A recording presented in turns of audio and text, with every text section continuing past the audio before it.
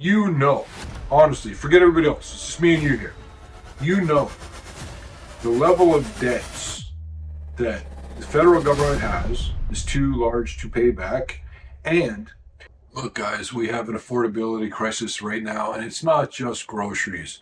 That's a big one. A lot of people are worried about the price of groceries, the price of inflation, but it's also about everything else. I told you the entire economy is being mismanaged, and it's going to definitely fall off a cliff. I don't know what that's going to look like. I don't know how it's going to happen, what's going to trigger it, but it's clear that we're going to the edge of a cliff. It's real estate prices, it's cryptocurrency prices, stock market prices, Magnificent Seven. The breadth of the stock market is getting more and more narrow, and as it does that, that's how it comes closer to the point where it pops. I don't want anything to do with this stock market right now. Just like I've told you for a while with cryptocurrencies, I just don't feel comfortable with them. I don't trust them. And that's not negative against cryptos. People get their feet in the sand or their back up or whatever. I'm just saying, I believe the best path right now is to get out of everything speculative. And cryptocurrencies always track the Magnificent Seven, which I believe are going to be coming down pretty strongly. But what we're talking about today is the affordability crisis. The cost or the increase of your salary is not keeping up anywhere close to the inflation level. And inflation, of course, can get worse than it is right now. Where it is right now is just below 3%, but the real number is a lot higher, and it can change in a heartbeat, just like the unemployment rate. And if you want to encourage the fact that I do not ever have sponsorships on this channel, I really encourage you to do that by clicking the like button to show that you're on board with us. But I'll show you that the prices are not bad across the board. They're not as bad as you think. And in terms of, for example, real estate, yeah, there's places where prices are coming down pretty strongly. Austin, Texas, which I want to move to, but they're coming down pretty strongly in some pockets. Other areas, they're not. But what's also unaffordable is the federal debt, which, unlike real estate, which comes down, or unlike stocks or cryptocurrencies, which can decline in value, the federal debt has only gone one way, and it just keeps getting bigger and bigger. And it is so clear now, finally, that the world now sees what we've been talking about for 20 years. This is not sustainable. There's no longer a way where we can tweak some things and adjust things to take care of it. The entire world knows we're not paying the debt we owe. And you say, but we've got the printing press. Okay, you make $13 trillion of new money to pay off your debts. That means the value of your currency is minuscule to what it is right now after it's already fallen over 95% in value. And just like the federal debt, most people right now have way too much personal debt. And a big part of that was because they kept interest rates too low for too long through this period of crazy time in the world. So it became easy to take on a lot of debt and then have that lifestyle, whatever you do with the money that you borrowed. But now it's time to start paying that back, and nobody's got the money to do that. And if interest rates do anything other than continue to decline, it'll get almost impossible to pay it back. I say almost because I would say it's impossible to pay it back, and then people argue me, and I don't have time for that. Be pragmatic. You know, honestly, forget everybody else. It's just me and you here. You know the level of debts that the federal government has is too large to pay back. And a lot of people you know, even maybe a company you work for, the level of debt that they have right now is already too difficult to pay back. That's why we have a record number of zombie companies. They're basically just not going out of business because they can pay the carrying costs on their debt. Other than that, they're bankrupt, which is exactly what you would say about the United States of America. Yeah, we're well past bankruptcy, except we can always screw over everybody by devaluing the currency to a fraction of what it is. And then all of a sudden, the debt doesn't exist. Or maybe Janet Yellen will come along and say, this platinum coin represents the entire debt of America, and so we'll just put that on the balance sheet, and we're all good, everybody. Or they revalue gold, which is a devaluation of the dollar. You don't want that to happen unless you own gold. But grocery prices are what I would describe as ridiculous now. And a lot of it has to do with, I don't know what the value of a block of cheese is. What does it require to make it? What does it cost to create that, to provide it, to buy it? Is it worth $5? Is it worth $20? I don't know. But that doesn't mean I don't shop. People accuse me of not shopping. I go shopping twice a week now because I can only carry what I can fit in my basket. And I often, this is my question to you. Tell me in the comments below if this happened to you. What degree do you change the way you shop now?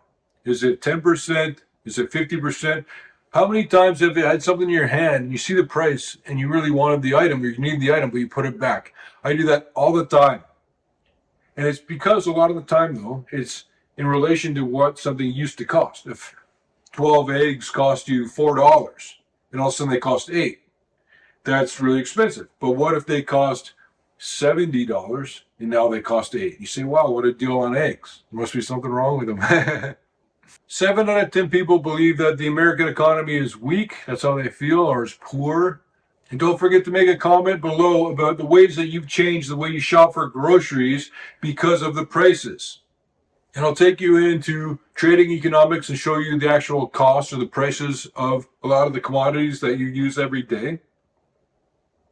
And also, I'll show you how much they've changed over the last year, and you'll see what costs more and what costs a lot less. Groceries are one of the main issues right now that everybody's seeing and feeling, and it's actually demonstrating the dishonesty among what people are being told compared to the reality on the ground, because you know what you paid and what it costs you to feed your family. You know that, and you know what it used to cost. The rest of it's all just optics. Prices are a lot higher, clearly. But as I said, not for everything. Let's take a look at this.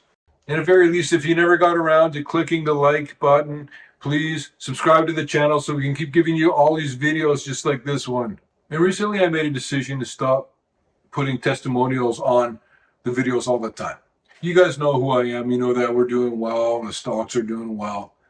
But it's never been a time where we've gotten more dramatic and mind-blowing testimonials that, I'm sorry, but I'm not doing my job as an entrepreneur by not showing you these. But we made another millionaire.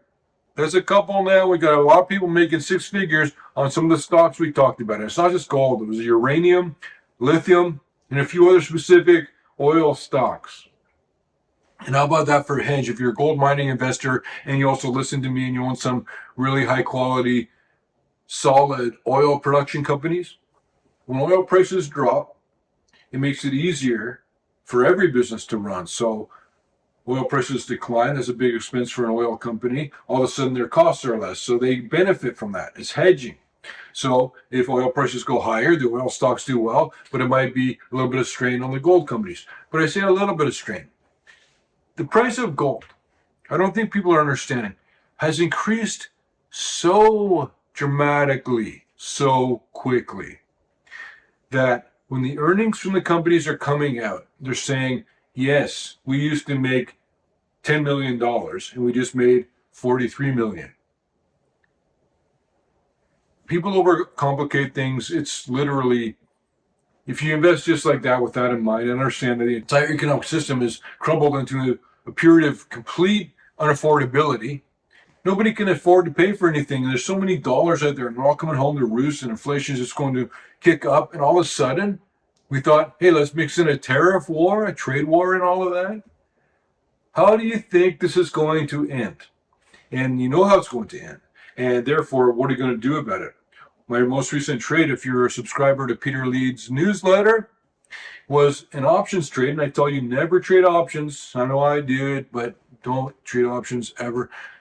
It was an options trade on the inverse of the NASDAQ. I'm betting the NASDAQ will decline, which makes the inverse increase, and then the call options on the inverse would do dramatically well. But that's just another fancy way of saying that I absolutely expect this bubble to pop. I was thinking maybe in October. I was wrong about that. And I told you the donkey's elbow was 100 days. Dead man's curve, where you go through September, October, November, get to the end of that, and then you've gotten past the worst of whatever's going to happen, and everyone's looking towards the new year and the next year coming up. Unfortunately, Peter the Wet Blanket has to tell you that the year coming up will be so much worse and more difficult than this current year. And this current year, in my mind, kind of sucks. I'm grateful for every moment. The key to happiness in life is gratitude. I am not complaining. I don't complain. I try not to complain. I believe that a lot of things have been setting up for a while that are going to be horrendous. And if they don't happen at the end of this year, then they're going to happen next year. The world will be different next year by leagues and in every possible way. And you can benefit by understanding that, being pragmatic and setting yourself up to benefit from all the chaos and commotion that other people are going to be ruined by. We'll all be ruined a little bit because the entire economy is going to be ridiculous. But there's decisions you can make where you actually wind up in a much better place just by doing a couple simple things like investing in the right things or avoiding the wrong kinds of investments. That's a lot of what we talk about here. And don't forget to make a comment below about the ways that you've changed the way you shop for groceries because of the prices. Grocery prices have increased by 2.7% over the past year, but the overall increase since before the pandemic is significantly higher, with some sources stating grocery prices are roughly up 29% since 2020. That sounds about right. I actually get offended when I grocery shop and I pull something off the shelf and I see the price and it's stupid. I say, I'm not paying that for sushi. I'm not paying that for a block of cheese. Some specific items had dramatic prices, such as eggs or beef. But as you'll see, eggs are down dramatically now. Coffee's up right now, but maybe it'll be down next year. But I'm telling you, and you're welcome, I'll tell you ahead of time, and I learned this the hard way too. I promise you, if you don't do anything, if you're invested in the right stocks, you don't do anything, and just check back in a couple of years, you'll do better. You'll lose less money. You'll have more money than if you try and move stuff around to try and avoid or capture gains or avoid a downfall. Just take the win, get established, and then realize that investing well is all about time. That's what it is with your kids. It's not about what you're doing. It's about the fact that you're spending time with them. Investing well is about spending time. You put your money in an asset that's going to 10x, and then you wait for it and quit trying to move stuff around. This is from Trading Economics. You can see here natural gas, year over year, it's up 66%. But then what's going down here? Coal, year over year, gold's up 64%, silver's up 74%, copper's even up 25%. And remember, copper, like oil, is involved in almost everything. Platinum's up 70%. But where are prices coming down? Orange juice down 65, sugar down 32, potatoes down 73, butter 35. There's plenty of declining prices. Even feeder cattle and live cattle down 37%, 21% respectively. And eggs, this is one I wanted to show you, down 52% year over year. But monthly, they're up 90%. There's even nuclear energy, solar energy, wind energy, all up 29 to 52%. And the Peter Leeds Insiders has now become the Peter Leeds team. You can now join the Peter Leeds team for as low as $3. Get involved there. We're going to help you through this economic collapse. We're going to help you land on your feet to make more money, preserve more money, so that then you can help the people that you care about and yourself.